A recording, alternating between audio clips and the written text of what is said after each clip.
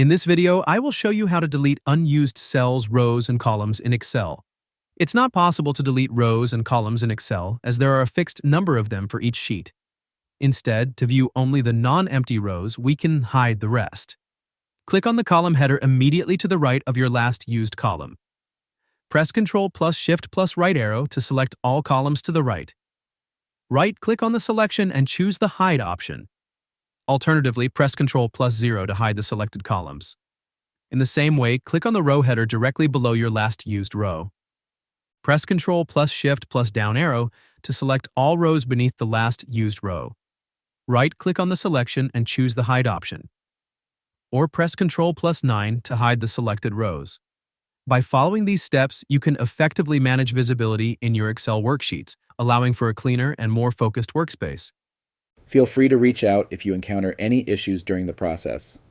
If this video helps you out, please leave a like and subscribe. Comment below if you have any questions. If you need further assistance, consider hiring a professional using the link in this video below.